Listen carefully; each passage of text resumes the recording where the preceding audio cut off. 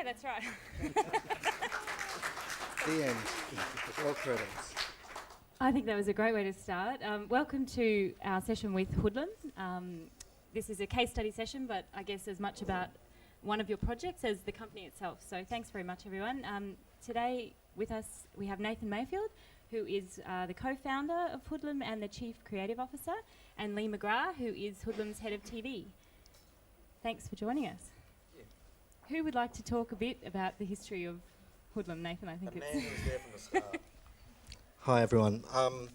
So there's so many people in there that are rolling their eyes because they've heard the story, or at least they've been part of our journey anyway.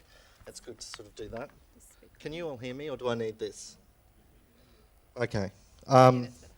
So Hoodlum, I'm going to give you the shortest version of this.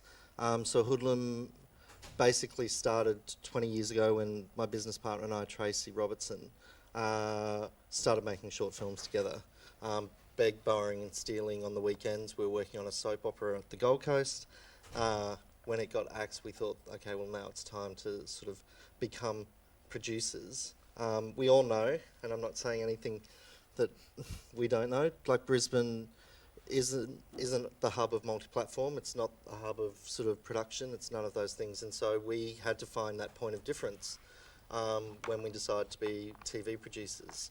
One thing we did was we decided that we would make sure that Brisbane was a suburb of Sydney, and that wasn't for any other reason than when we'd go and have those meetings time after time, we would get cancelled on, rescheduled, and it was the first realisation that we had to sort of think, okay,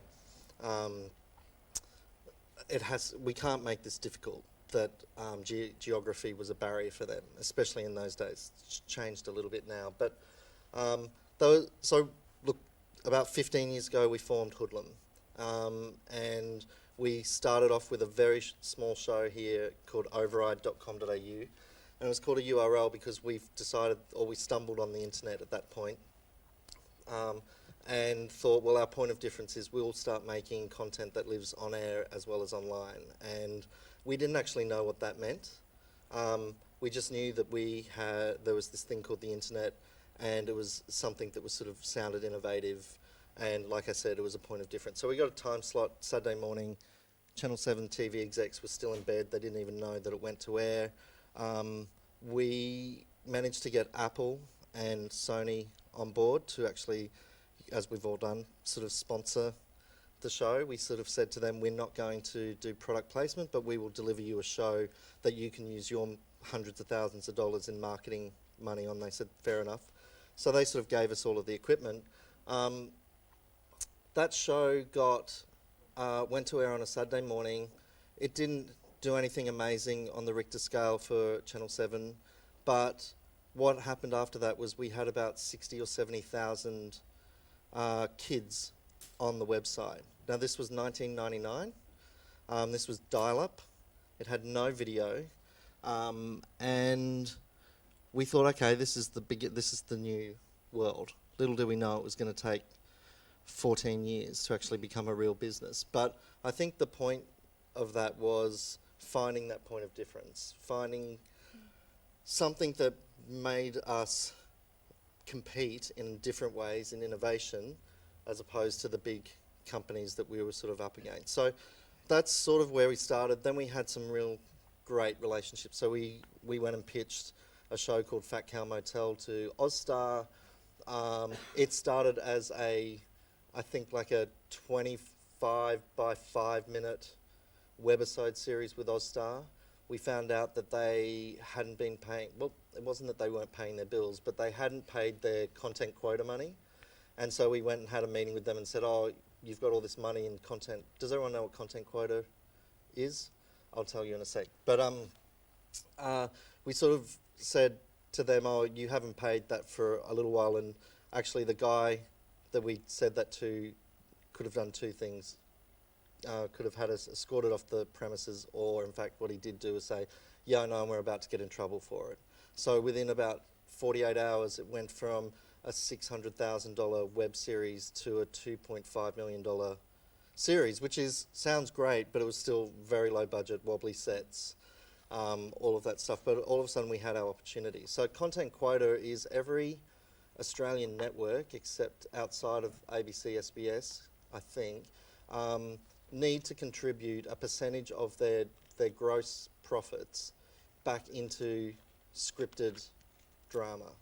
And so that's why we have a drama industry, you know, a scripted industry at all, is because they have points that they have to hit. Now, it doesn't mean that that's the only reason that a network will actually commission it, but in this case, it was something that they wanted to do differently. Austar, which was the regional pay TV at the time, they usually just wrote a check and gave it to one of those big companies, but they wanted to do something different. And also Austar owned a broadband network, they owned a mobile network, and they were a cable TV network. So there was something interesting for them. So we get to Fat Cow Motel. Again, we had an amazing response online. This was a show that was sort of a half-hour whodunit series, very tongue-in-cheek. It finished with a cliffhanger, and you had 7 days to actually go online and solve the mystery before you tuned in the next week to see the resolve. Again, amazing response online, really innovative, really close to our hearts, that project. The only reason it's important to us now is that it sort of framed how Hoodlum thought of where they stood in this business, and that was we were deluded. We were talking about this interweb stuff when nobody else was, and the only validation, and I'm glad to say now, is that we did that in 2001, so 13 years later, we pitched that to ABC in the US, and they say to us, okay, very nice. We walk away. 3 months later, we get a phone call from them saying they've just watched it, it's the most innovative thing they've ever seen, and we're remaking it for the US next year. And I mean, when I got that call, I was, you want to cry, because you think, for so long you've been trying to find ways to tell these stories across different platforms, and knowing that now all of us in this room needs, every pitch we do has to have that component to it. So that's one part. Then there was a lot of experiments in between. We have, our business then turned into a digital business. People started looking at what we did on Fat Cow and then said, can you do that for our shows? And if we come back to that idea of geography here, we were still not getting any traction in Australia, so we just went, bugger it, let's go to the UK and let's go to the US. So we went to the UK, we did a digital extension, so that means that an existing show called Amadar, which is a long-running soap, 35 years it's been going for, and they came to us and said, can you do this digital piece? It still is one of the most successful pieces or projects we've ever done, and the main audience was 80% of our audience was 35 plus females. I think we got 53 million people engaged with that project over 20 weeks. Huge success, great experience. That got us Spooks. Spooks got us 2 BAFTAs. That got us into the US, and that's when they started. The US started saying, actually, can you start looking at what you can do in the US across that? So we did Lost, a couple of projects with the guys from Lost, and that then moved us into a couple more TV projects for them on the digital side. I'm trying to speed this up now, because I just realised I'll probably be talking about this in the next session as well, which will be very boring. And then all the while we were developing our own TV ideas, and then that sort of started to get unlocked when we produced Slide, The Strange Calls, Secrets and Lies. Sorry, now I'm just really speeding up. But and then now we've just sort of starting to move into the US in a big way. So it's been an exciting ride. We've been through highs and lows, and we'll continue to go through highs and lows. Here, we're still based here, but we've got an office in Sydney now and LA. Sorry, that was low. That's all right. I was going to And move by the way, Lee, over to Lee. tell us how you got here. You tell the story, mate. Why don't you tell them about the interview? No, just kidding. How did we meet? Well, we actually met on that soap, Pacific Drive. Was that 15 years ago? So, To share There you go. So yeah, Lee, can you just tell us before, your life before Hoodlum? What's your background a little Well, we bit? started in the soap Yeah, together, yeah, so that was the from first thing. there. I was his boss then. From there to now. With He that was man. with that man down, and he was I was the boss then, and you were like the assistant, which was quite good fun. It was at Movie World, and I love saying that. And we basically did that for about 2 years. We sort of typed up notes, and what we learnt there was really the nuts and bolts of storytelling. How to put a story together quickly, how to put a story together fast within a week and get it out, and how to write, really. And even if it wasn't a very good show, you still learned how not to do it. You learn all the, the good things and the bad things from that. And I went off and became a writer and worked on lots of other shows after that. I went to England and worked on The Bill. I worked with Fremantle Media, worked on versions of Sons and Daughters in Sweden, Prisoner in Germany, Neighbours in Naples. Did that for a long time. Worked. Then I came back to Australia and headed up Home and Away for about 3 years, and then as a head writer. And then I think Nathan, and Winners and Losers for a while, and then Nathan called me and said, hey, do you want to come up and be, we've got Slide was happening, we just need a really smart script person. Come on up. I said, yep, but I want to be a producer. And he said, sure, come on up. And I did, and joined the team. And since then, Strange Calls and Secrets and Lies and tons of other stuff. It's been fun. It's just like working with your friends, so it's good fun. It's obvious, I think, to everyone that you have fun in there. So maybe I could ask both of you, just for the audience's benefit, what does multi-platform actually mean to Hoodlum? Because I think your view on it might be different to what the generally accepted view is. Or what do you mean by multi-platform? Or is it not even a word anymore? Well, you can answer this because you've been part of this journey too. And we've put in many applications and many different pitches together where it means different things to different people. But I think ultimately for us, multi-platform is literally that. It's how are we taking our storytelling skills and putting them on, or telling stories across various different platforms to build an audience. So from the marketing side, it's how do we generate a fan base and migrate them to a TV show.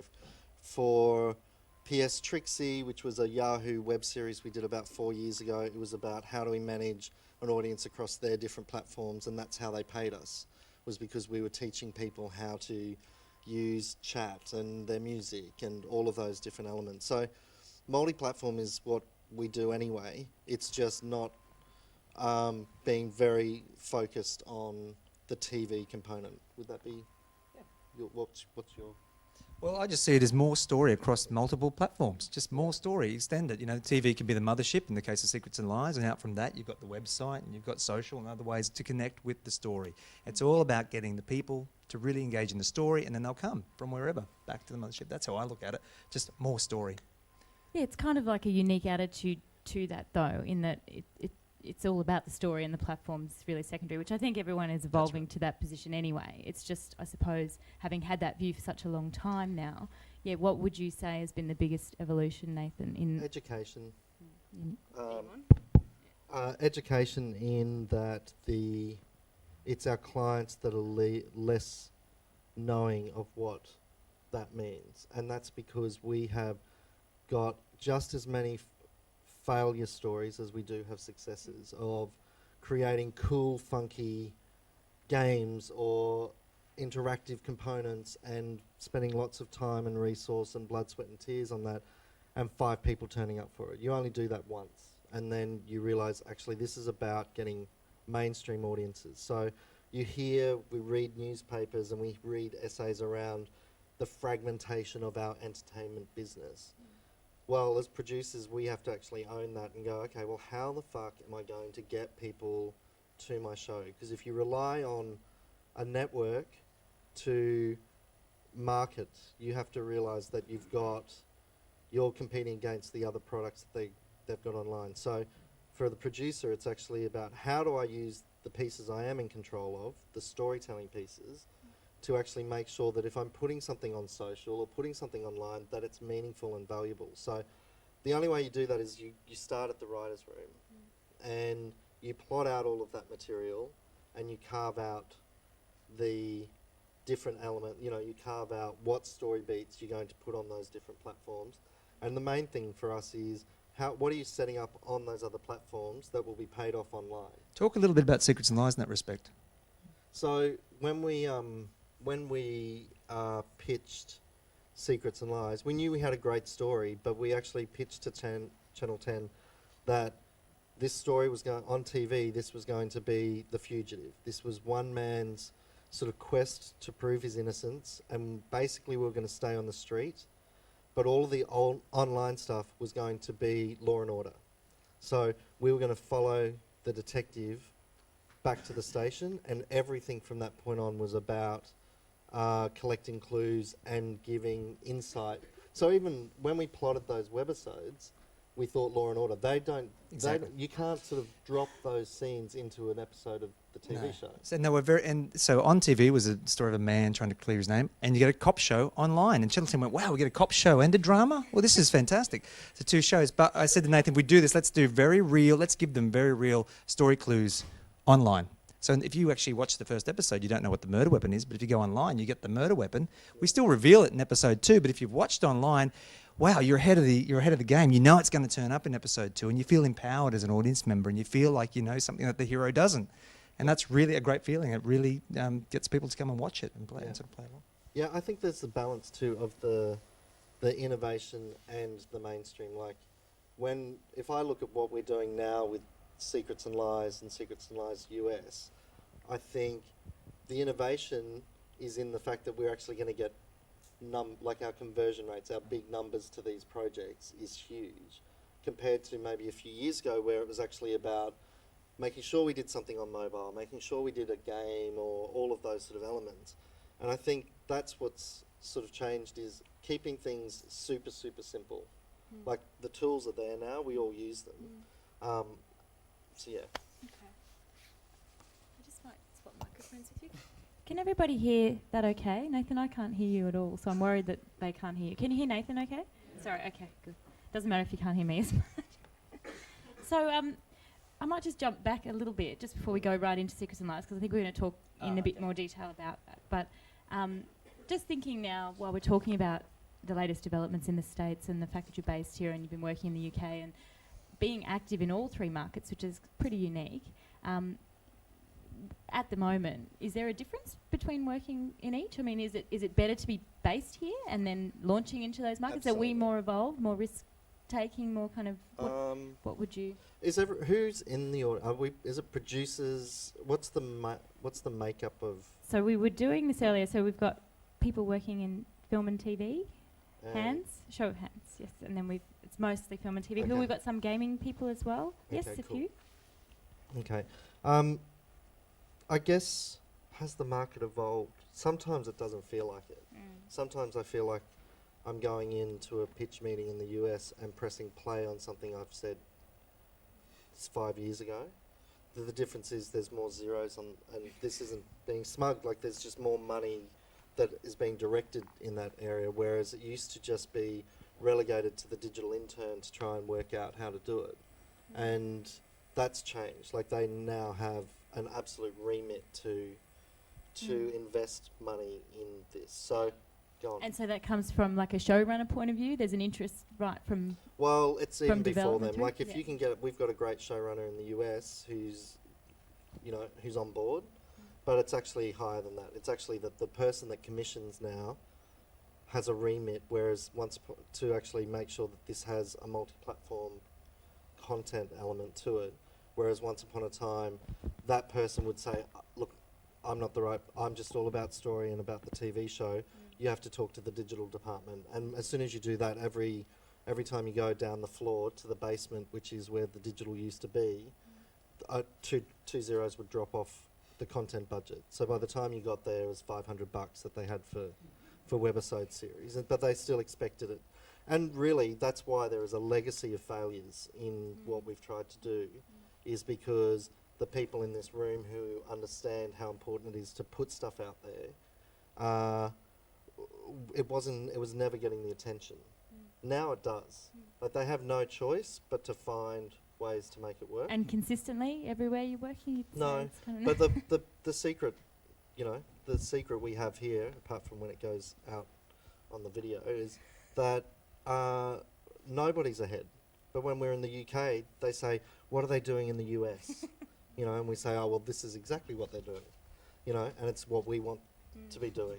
Or what are they doing in the UK? You know, well, yeah, they're way ahead of you. They're onto second screen and all of that stuff. So, you know, it's funny because they're all online, but it's still like they get their information through telegrams or something because it doesn't transfer across. Australia is there. We've got amazing innovation, and that's why there's amazing games companies here too. But that's because we have no choice but to be entrepreneurial. Like if we're to actually make an impact, the budgets are smaller, but we do way more innovation here than we get away with. And Secrets and Lies, I know we're talking about that a lot, but I think one of the things in the pitch to the US is I know how much we spent on Secrets and Lies in Australia in the multi-platform. I know how much we spent on the show, and I know what we spent in the US, and there are huge differences in budgets. And I've sort of said to them, we're missing a trick if all you do is do what we did in Australia. Like they've missed the way to, you know, they've missed a trick.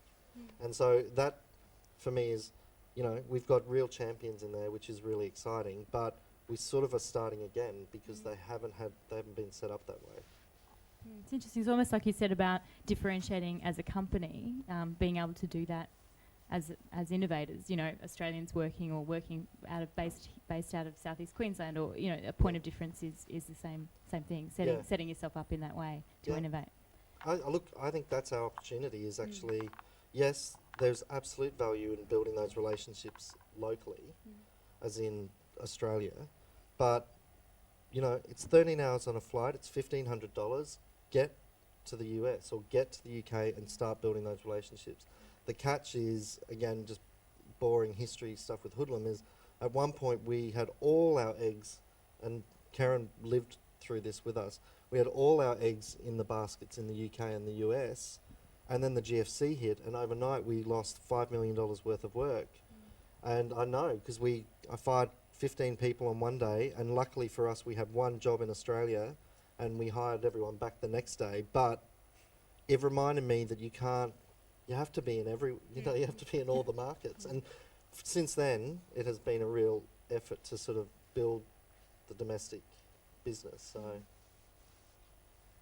That's right. Lee, just crossing over to you for a moment. Just thinking from your experiences, probably not really a challenge anymore, but when you first came into this world, obviously you were really interested in it, or you wouldn't have done that, and you've obviously got similar thinking and interest. But what was the biggest sort of challenge, I think, or change for you maybe from working in a more kind of linear TV. way? Yeah. First of all, when he rang, I thought, well, this is actually a really smart way to future-proof my career, moving to Hoodlum, because I could see it happening. More people are watching catch-up TV online, or they're catching it up in other ways.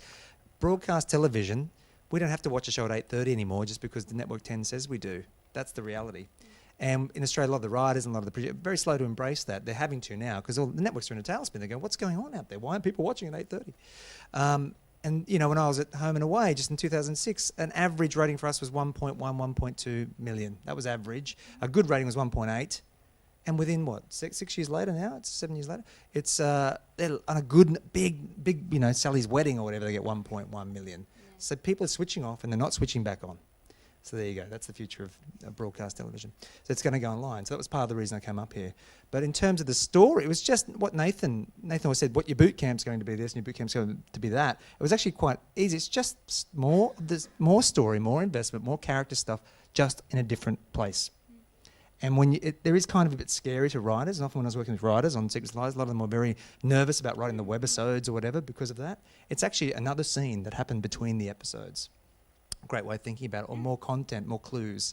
And of course we'll get onto that in a minute. But that was really just to rejig your thinking. And it's actually not that difficult to do. I didn't find it that hard at all.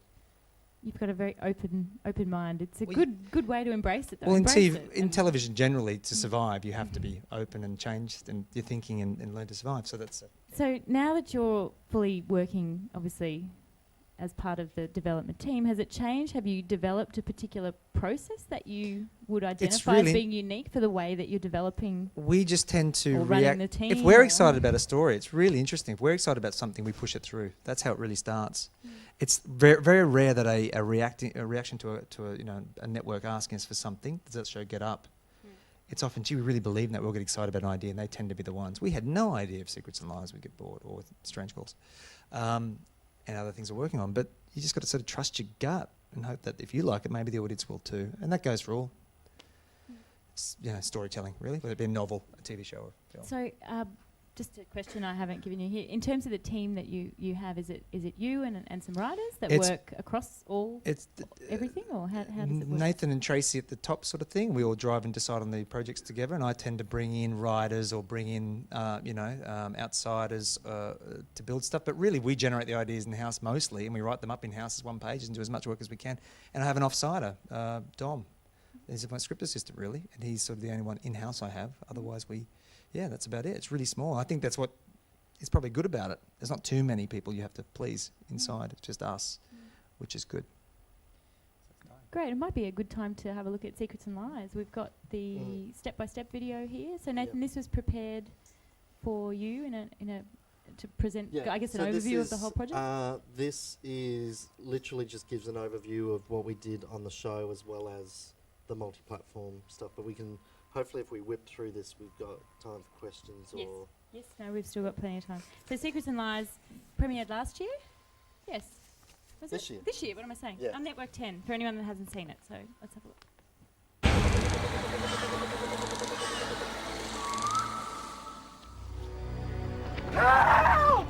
A 4-year-old boy has been found dead in bushland not far from the Brisbane River. The body of Thomas Manane was discovered by a jogger early this morning. You think I did it? Arrest me. Secrets and Lies is a gripping, multi-platform television event that invites the audience at home to play a central role in the story. More than just a TV series, Secrets and Lies also plays out across a suite of digital and social platforms where fans get to actively take part in Detective Corniel's investigation. This show, quite literally, gives viewers the chance to solve the case before the TV detective does. The online mystery is completely linked to the central TV story. Every piece of additional content found online is in fact a clue that will help the audience to solve the overarching mystery of who killed Tom Manane. So viewers who just want to watch a great TV show can simply tune in and enjoy the high-stakes drama. But for viewers who want to dig a bit deeper, there's plenty on offer. During the broadcast, fans can become real-time detectives via the ZBox second screen app. As the story unfolds on TV, the ZBox app will come to life, giving viewers exclusive clues on their smartphone or tablet. This content will always offer a new angle to the mystery, arming viewers with valuable clues in their quest to solve the case. After the episode has ended, there are plenty more clues to collect on the show's website, secretsandlies.tv. Weekly webisodes focus on Corniel's police investigation, teasing audiences with new suspects and new motives. Intimate lie detector videos give fans a chance to guess whether characters are telling the truth or lying through their teeth. There is also an interactive suspect board that allows fans to see every single character and explore the evidence mounting against each suspect. And as the mystery deepens, new clues will emerge for each suspect. In the same way there's a new episode on TV each week, there's also a new set of clue content available online every week, with every new clue leading the audience one step closer to unmasking the killer. Secrets and Lies is also breaking new ground in social integration. For the first time, Secrets and Lies is actually using Facebook as a key part of the storytelling process. Between episodes, fans can follow the show on Facebook and receive exclusive additional clues that will pay off in the next episode of the TV show. Secrets and Lies embraces the fact that today's viewers want more content from the shows they love, and they want a chance to interact with that content on their own terms, across a rich variety of platforms, including TV, online, mobile, and social. Secrets and Lies tells a single cohesive story that allows audiences to play an active role in deciphering the mystery at the heart of the show. This next generation, multi-platform experience is breaking new ground for Australian drama and putting you in the centre of the action.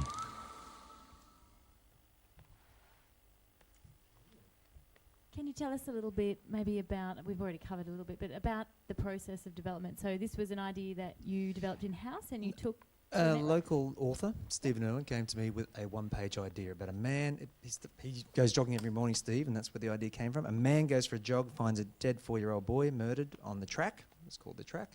And all the people in his neighbourhood become suspects. He quickly becomes a prime suspect, I should say, and then he has to clear his name, so he hunts for the killer. And in Stephen's original version, a ghost was responsible. So it's paranormal, it was supernatural, because that's where he'd come from in novels. And I said, this is great, we need to get rid of the ghost. If we want to sell this as a TV show in Australia, we don't do ghost murderers here. And we did that, and we took it out. And with a bit of help from Screen Queensland, we developed up the basic arc of 6 episodes, and Stephen also wrote a script because he was unknown down south, and that was really critical to getting it made. We actually pitched one page at Rick Mayer at Channel 10 about 6 months before, and he sort of looked at it and said, "This, yeah, got that, mate. Yeah, I think it's, don't know if we'd make that one." But then we gave him the script. He's like, "Wow, this is amazing!" So it really goes to show that a script can just lift an idea across the line.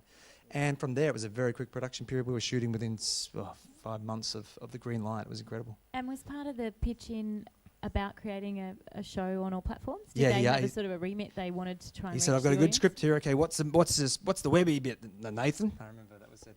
And when that's when we pitched in, and we'll do a cop show online, and we'll do a drama on the show, and that was like, wow, a no-brainer for them. Okay, so in terms of the production process, I guess, then when you're underway, is there anything that might be of interest to this audience about how you actually ran that? It was all the one team, it was all Yeah. collecting everything at the same Yeah, same it is. time? Again, because it's us, it is. I was directing some of those bits. Well, no, great. I think it was. I think It's I actually, saw you in there, Lee. Yeah, he's in it, but he's in everything. But I think the main part for it is, from the outset, this was multi-platform. So every time I had the opportunity, I was saying this is a multi-platform drama. And when you're talking to sales, you're talking to marketing, you're talking to Rick and his sort of team, just making them realise, because then what we did was when we went to Screen Australia and said this was a multi-platform series, it was one budget. So it wasn't the TV budget, and by the way, here's what we're asking for the multi-platform. It's that we're going to collect the content for this all at the same time, and this is why. It's because it's going to be way more efficient. We're going to make sure that even at the contracting stage with all the talent, all the leads, that we would pay a loading so that we could, in any given day, be shooting scene 12 of the episode, TV episode, right next to the multi-platform scene, right next to collecting a voiceover for mobile or whatever it is.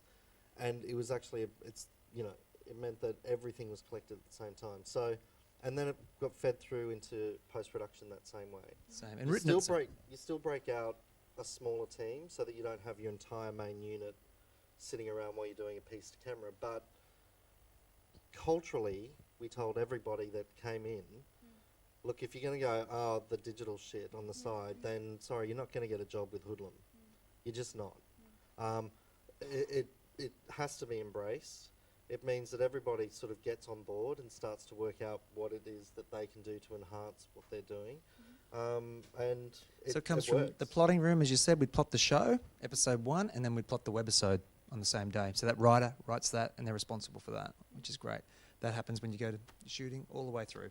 All the directors directed all of the main webisode stuff. Now, again, like, we don't get silly and righteous about it. There's certain stuff that you just have that smaller team who will go and collect the stuff so that you can keep moving quickly. But I think the thing to take away is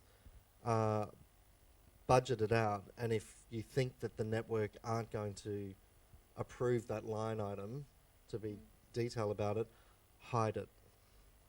Hide it and do it, because again, this is not just about your network. This is about how you're going to sell this overseas, and what are the assets that you as a producer can have. So if we're smarter, and we've done this many times, and I don't mind saying it out loud, is we have to be smarter than the networks in that way, not because we're being smug, but because we want a seat at the table for all of those conversations where revenue could be drawn. So if I think about some of those projects where you've all seen those production contracts, they're sort of like, oh yeah, and all the ancillary content or whatever is we own that too. Well, go back and ask them, what exactly do you mean?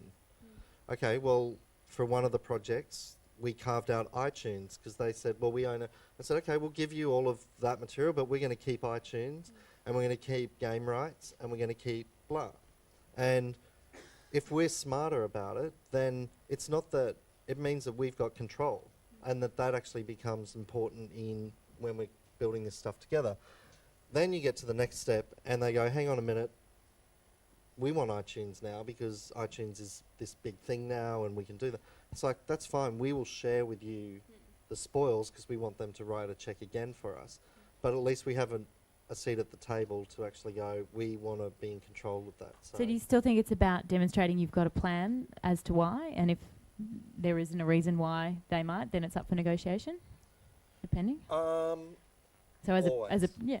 Yeah, I think we just have to be smarter. We just have to be smarter about what are the other ways we can derive this, and also just test the waters. Like, we're not going to get successes on everything we do, but at least, look, if you can go through, and I'm eyeballing Kate here because she helped in those days, if we had 5 things that we could sneak into a production contract and we came out with one that stayed in, that's a win, because then the next project we'll get the next one in. And this isn't about being sneaky per se. This is just about getting this stuff to be precedential. So, Well, and producing, really. yeah, It's just yeah, part of the trying part of it. the gig. Trying it on. Exactly. You have to try it on. So with Secrets and Lies then, without asking too directly, but how much of the digital blueprint, I suppose, for the show, because it's now sold as a format into the US recently, how much of that is Hoodlums to go and sort of sell as a format for the multi-platform, or is it just something Well, that this was is the beautiful attractive? thing. This is the beautiful thing about how lucky we are of how subsidised we are. Is that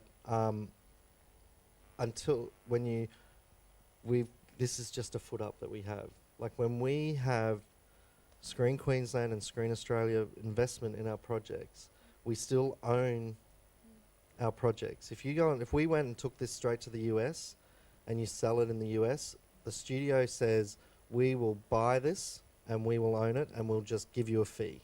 It will give you back end if it's successful, you'll get stuff. Here, we have some, if you create something here and then take it into the US, we have much more leverage because we own it.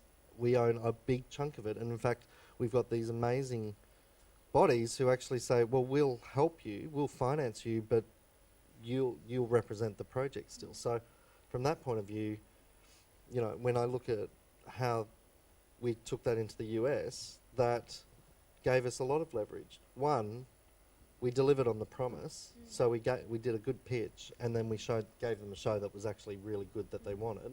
So that always helps. And then the second part to that is that we'd been in those buildings for the last 5 years, so they sort of knew us.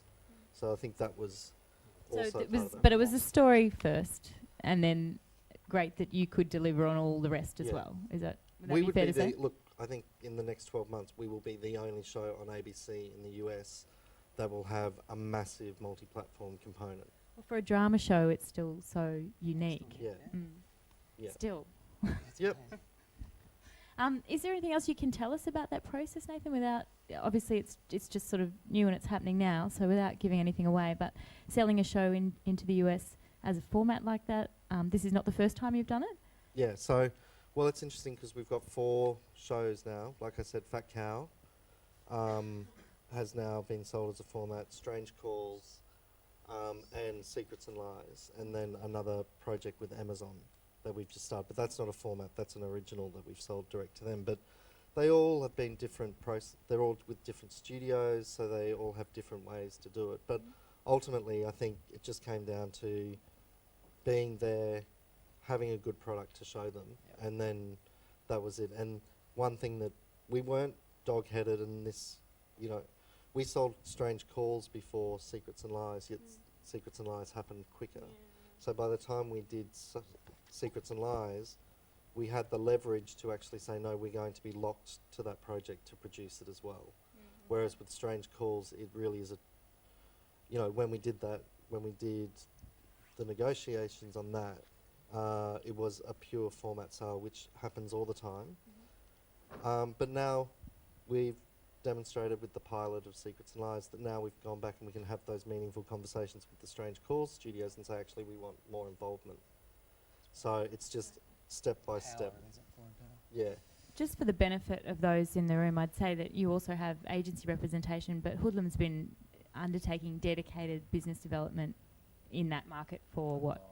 6 years. Yeah, and that means, Yeah. you know, But as you much have to as you start. can. I mean, we're still at the back of the bus, I hate to say. You know, we fly over there often and it's bloody expensive. But you do have to be part of the furniture. And if I think about how when we were going into Sydney trying to get jobs in Sydney and we were saying, I know it sounds really wanky, you know, Brisbane has to be a suburb of Sydney for them to take it seriously. You know what? We have to do the same thing with LA. Like, if, you know, committing, they get a lot of people going in and they, unfairly, I think they say it, but unfairly Australians have a reputation of taking lots of meetings, like, and no follow through. And I don't think that's entirely true, but there's a feeling that we go over there, we have great meetings, we walk out going, yeah, we've sold it, and then they don't hear from us for 3 months. And by then they've already commissioned another show and they work really fast. And so the follow-up is really important. So do you have a base there now as well? Just Tracy. Yeah. So, I mean, and it's only there because now we've got 2 shows. So we were about to go into series on Secrets and Lies. So she's locked to that, and then development on the Amazon project. So that's sort of going to keep busy, but we're still, I mean, it's still back and forth stuff. Very exciting. Could we have a look maybe at the Yep. US trailer? So Yep. for the same show, this is how the US are going to do it? Yes.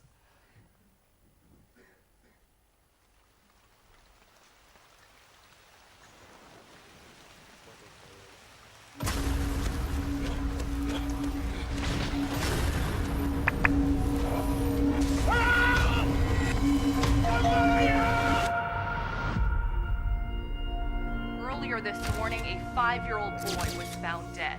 The body was discovered by a jogger in the woods near his home. Mr. Crawford, Detective Cornell. It's terribly shocking what happened. Yeah. Tom lived across the street his whole life. How did you know? Know what? It was dark, it was wet. When did you first realize he was dead? What happened this morning? I told you already. Everything?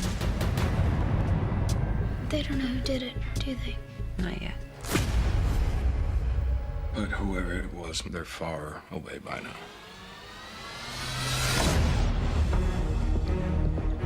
I was wondering if you might have any of these. Every painter has a flashlight. I'm sure it'll turn up. You know that detective lady thinks I did it. It's gotta blow over sooner or later. Ben, do the police have any leads? Crawford. I'd like you to take a ride with us. I'm just here to answer questions, right? We'd like to get a DNA sample. What's going on here? It's possible they just want a comparison sample to rule you out as a suspect. Or they think you had something to do with it. A little boy who never did anything to anyone, a little boy that we loved, is dead, and I'm a suspect in his murder. Is it true?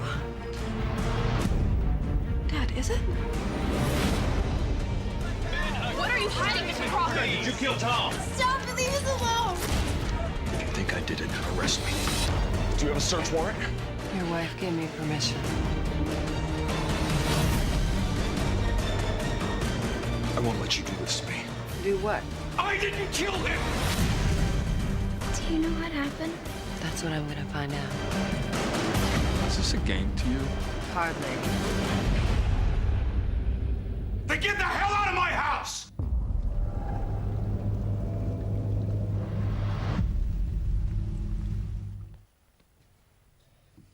Woohoo, very exciting.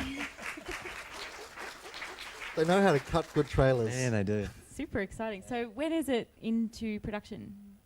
End of July. Yeah, so right Yeah. now. Very exciting. So Yeah. that was cut from the pilot? Yep. That's cut from the pilot, yep. And you know, like, they're embracing it from a multi-platform point of view. Juliet and Ryan are on board. They're going to be part of the webisode series as well. There's a few changes in the types of content we have to get because ABC is different to Channel 10. But look, they're embracing it at the moment. We learned stuff about the demands that, you know, when we did the Australian one, so we're bringing that to it as well. But I think there is a real desire to find ways to make it work. You know, they've seen how if we get it right, and I think we did this on Secrets and Lies here, if we get it right, then we are still driving those audiences to the mothership, to the TV series. So. And so, last question, I think we might be getting out of time. We might have to throw to some audience questions. But the spoiler, what about if we've seen the end of the story here? Yeah, no, it's a really good... we were in the writer's room last week in the US. There was one person who was sort of like, well, maybe we shouldn't do anything online because the people will search and they'll find out who the killer is because they've watched the Australian one. And the reality is, we've got to get, we're changing the ending anyway. That's the main thing. Okay. The second thing is, people are going to Google the show irrespective of whether or not we've got stuff there or not. So we might as well embrace it and own it and say, you might have read stuff about the Australian version, but come for the ride for this version. So that's sort of where it's at. And I don't think there are such things as spoilers, because if I look at what we did on Emmerdale, which was another murder, we revealed the murderer online 6 hours before it went to air that night. And there was a huge fight in the network because they thought we were going to take audiences away. But we didn't show the scene out of the show. They had to do sort of some game plan. We presented them with, this is who killed Mr. King, and they got that, and then they tuned in that night to see how it was going to play out in the village. And I think that's the same way that we're going to approach it for Secrets and Lies. It's actually, it's not replicating the content. Kind of like the person that has to read the end but still wants to read the book if they really want to. Absolutely. Then they're going to find out. Yep. Fantastic. Has anyone got any questions for Lee and Nathan in the audience?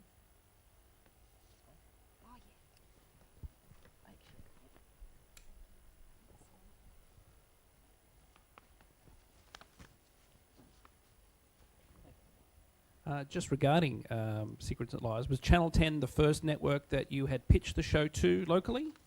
No, we did Slide for Foxtel. Is that what you mean? No, I mean, was Secrets and Lies pitched only to Channel 10, or did you Yeah. approach any other networks? We didn't get a chance. They snapped it like that. Basically, we took it to Rick. He read it overnight and he bought it the next day. So, and the same thing happened in the US. We took it to them. They looked at it. There was a bidding war for about 48 hours, and then we were underway. So, and look, it's absolute credit to Steve Irwin and his storytelling that got that over the line. There's no doubt about that. So. Can you tell us a bit more about Amazon? We just need a microphone. Here you go. I can speak louder. Yeah. Can you tell us about your relationship with Amazon? Because it's popped up as a sort of an alternative content area, and you seem to have thought it's important enough to go with. So can you tell us a bit more about I think they're the most exciting studios. Like, I think Amazon, Xbox, I'm missing one, Hulu, Netflix, those guys, they're really interesting to be working with. Amazon is amazing to work with. This is a company that actually, one, has a revenue stream outside of entertainment. Two, they have so much data around who their audience is that data can actually start to feed and influence the types of stories that they know will work and how to target them. And I think they're the most exciting thing. So that's what made us find Amazon in the first place. But we did the same thing with Yahoo 5 years ago when they were sort of ramping up content. We thought, okay, we're not really getting hits at the networks because they don't know who we are, but we went to Yahoo and said, well, you've got a need. You've got a need to sort of engage with an audience in some other way. And I think Amazon, we're sort of the second generation of development for them. So they've already done their first round of pilots, and they're picking up some of those into series now. And then we've sort of come in the back of that saying, well, here's a great story, and they've picked it up and they're going through. So they have an amazing kids demand too. Like, so they've got Amazon Kids as well as Amazon proper. So, and they're a smaller team. It's really fun. We can't see.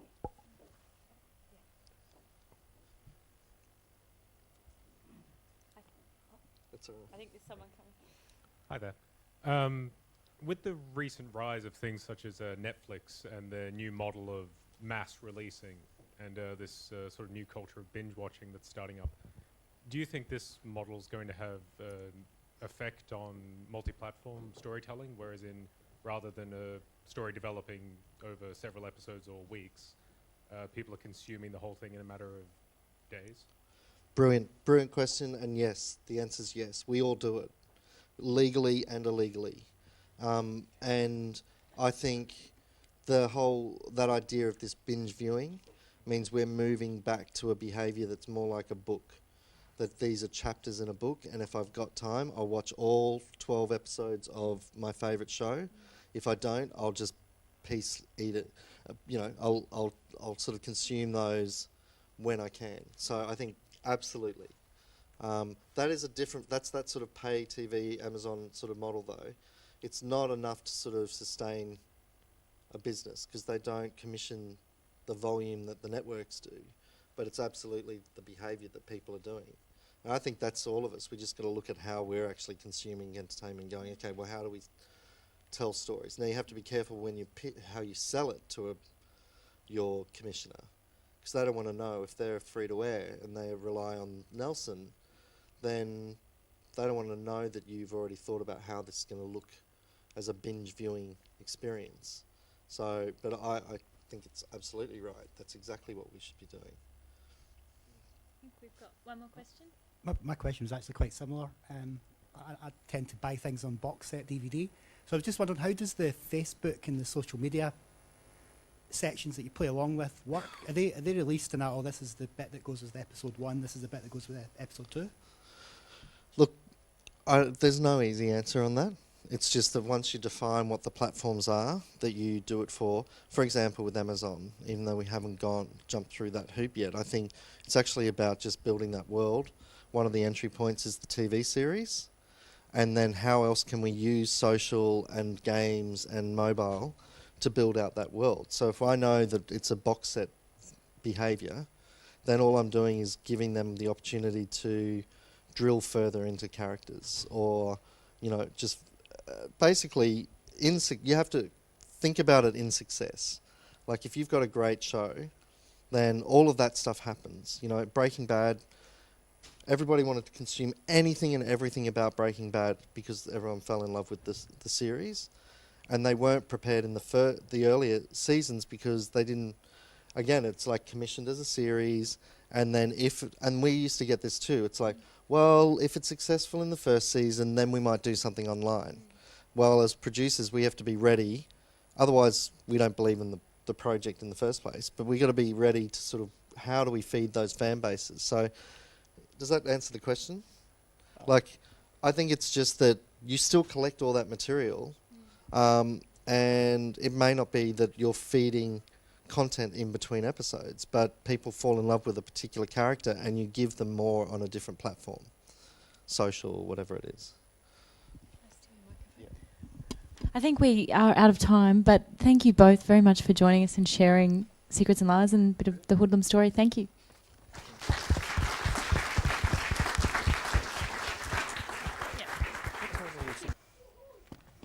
Yeah, that's right. The end. All credits. I think that was a great way to start. Welcome to our session with Hoodlum. This is a case study session, but I guess as much about one of your projects as the company itself. So thanks very much, everyone. Today with us we have Nathan Mayfield, who is the co-founder of Hoodlum and the Chief Creative Officer, and Lee McGrath, who is Hoodlum's Head of TV. Thanks for joining us. Yeah. Who would like to talk a bit about the history of Hoodlum? Nathan, I think The it's... man who was there from the start. Hi, everyone. So there's so many people in there that are rolling their eyes because they've heard the story, or at least they've been part of our journey anyway. It's good to sort of do that. Can you all hear me, or do I need this? Okay. So Hoodlum, I'm going to give you the shortest version of this. So Hoodlum basically started 20 years ago when my business partner and I, Tracy Robertson, started making short films together. Beg, borrowing and stealing on the weekends. We were working on a soap opera at the Gold Coast. When it got axed, we thought, okay, well now it's time to sort of become producers. We all know, and I'm not saying anything that we don't know, like Brisbane isn't the hub of multi-platform. It's not a hub of sort of production. It's none of those things. And so we had to find that point of difference when we decided to be TV producers. One thing we did was we decided that we would make sure that Brisbane was a suburb of Sydney, and that wasn't for any other reason than when we'd go and have those meetings time after time, we would get cancelled on, rescheduled, and it was the first realisation that we had to sort of think, okay, we can't make this difficult, that geography was a barrier for them, especially in those days. It's changed a little bit now. But about 15 years ago we formed Hoodlum, and we started off with a very small show here called override.com.au, and it was called a URL because we stumbled on the internet at that point, and thought, well, our point of difference is we'll start making content that lives on air as well as online. And we didn't actually know what that meant. We just knew that there was this thing called the internet, and it was something that was sort of sounded innovative. And like I said, it was a point of difference. So we got a time slot Saturday morning. Channel 7 TV execs were still in bed. They didn't even know that it went to air. We managed to get Apple and Sony on board to actually, as we've all done, sort of sponsor the show. We sort of said to them, we're not going to do product placement, but we will deliver you a show that you can use your hundreds of thousands of dollars in marketing money on. They said, fair enough. So they sort of gave us all of the equipment. That show went to air on a Saturday morning. It didn't do anything amazing on the Richter scale for Channel 7, but what happened after that was we had about 60 or 70,000 kids on the website. Now this was 1999. This was dial-up. It had no video, and we thought, okay, this is the new world. Little did we know it was going to take 14 years to actually become a real business. But I think the point of that was finding that point of difference, finding something that made us compete in different ways in innovation as opposed to the big companies that we were sort of up against. So that's sort of where we started. Then we had some real great relationships. So we went and pitched a show called Fat Cow Motel to Ozstar. It started as I think like a 25 by 5 minute webisode series with Ozstar. We found out that they hadn't been paying, well, it wasn't that they weren't paying their bills, but they hadn't paid their content quota money. And so we went and had a meeting with them and said, oh, you've got all this money in content. Does everyone know what content quota is? I'll tell you in a sec. But we sort of said to them, oh, you haven't paid that for a little while. And actually the guy that we said that to could have done two things. Could have had us escorted off the premises, or in fact what he did do was say, yeah, I know, and we're about to get in trouble for it. So within about 48 hours, it went from a $600,000 web series to a $2.5 million series, which sounds great, but it was still very low budget, wobbly sets, all of that stuff. But all of a sudden we had our opportunity. So content quota is every Australian network, except outside of ABC, SBS, I think, need to contribute a percentage of their gross profits back into scripted drama. And so that's why we have a drama industry, a scripted industry at all, is because they have points that they have to hit. Now, it doesn't mean that that's the only reason that a network will actually commission it, but in this case, it was something that they wanted to do differently. Ozstar, which was the regional pay TV at the time, they usually just wrote a check and gave it to one of those big companies, but they wanted to do something different. And also Ozstar owned a broadband network, they owned a mobile network, and they were a cable TV network. So there was something interesting for them. So we get to Fat Cow Motel. Again, We had an amazing response online. This was a show that was sort of a half-hour whodunit series, very tongue-in-cheek. It finished with a cliffhanger, and you had 7 days to actually go online and solve the mystery before you tuned in the next week to see the resolve. Again, amazing response online, really innovative, really close to our hearts, that project. The only reason it's important to us now is that it sort of framed how Hoodlum thought of where they stood in this business, and that was, we were deluded. We were talking about this interweb stuff when nobody else was, and the only validation, and I'm glad to say now, is that we did that in 2001, so 13 years later, we pitched that to ABC in the US, and they say to us, okay, very nice. We walk away. 3 months later, we get a phone call from them saying they've just watched it. It's the most innovative thing they've ever seen, and we're remaking it for the US next year. And I mean, when I got that call, I was, you want to cry, because you think for so long you've been trying to find ways to tell these stories across different platforms, and knowing that now all of us in this room needs, every pitch we do has to have that component to it. So that's one part. Then there was a lot of experiments in between. We have, our business then turned into a digital business.